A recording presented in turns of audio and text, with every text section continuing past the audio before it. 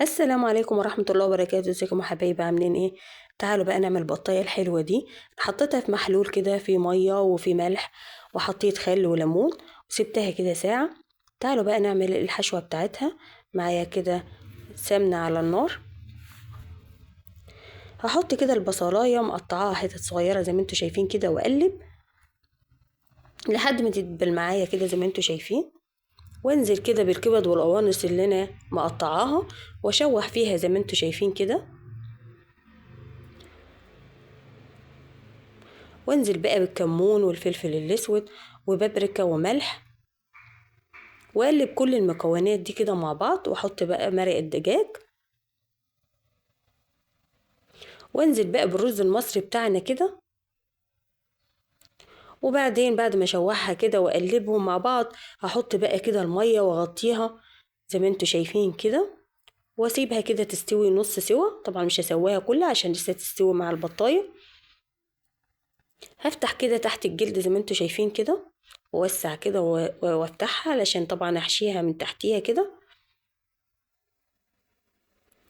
تعالوا بقى نحشي كده الرز قدامكم اهو زي ما انتوا شايفين. هحشي بقى كده تحت الجلد كده ومن جواها. وصفة جميلة جدا، يا ريت تجربوها، ان شاء الله تعجبكم يا حبايبي. وتصلوا على الحبيب يا جماعة كده.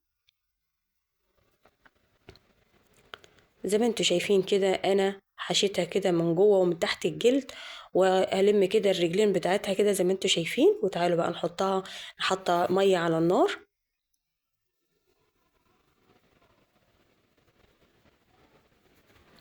في بقى مية على النار كده، حطيت بصلاية وطماطماية وحبهان ورقراورة وكل الحاجات دي وقلبهم كده مع بعض.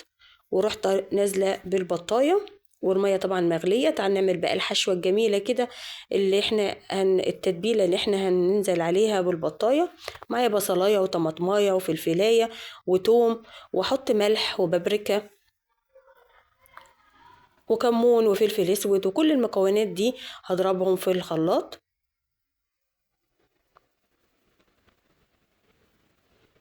كده انا طلعت البطايه استوت معايا. هنزل بقى بكل التتبيله بتاعتي كده، وادخلها بقى الفرن تاخد اللون الجميل.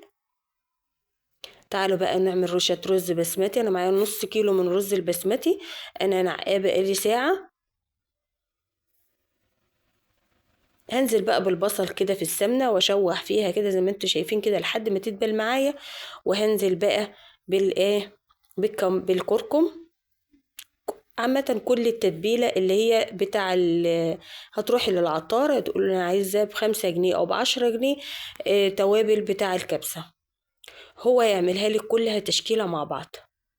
وهتنزلي بيها كده وتقلبي في البصل. ومعايا كده جزراية، الجزراية دي انا بشراها. وتقلبي كده زي ما انتوا شايفين، وتحطي مرق الدجاج. المرق الدجاج ده بيدي طعم جميل قوي للاكل. وانزل بقى واصفي كده الرز وانزل بيه، واقلب تقلبتين كده، وانزل بالمية.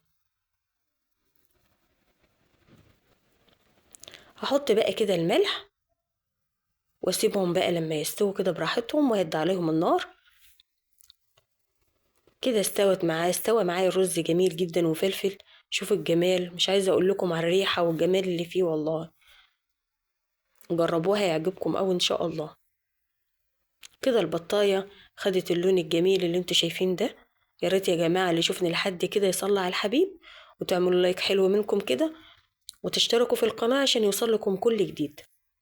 وكده انا حطيت المكسرات، حطيت فول وزبيب. اي مكسرات عندك انت حطيها، اي حاجه اللي انت عايزاه. زي ما انتوا شايفين كده، بسم الله ما شاء الله على الجمال والحلاوه. والسلام عليكم ورحمه الله وبركاته.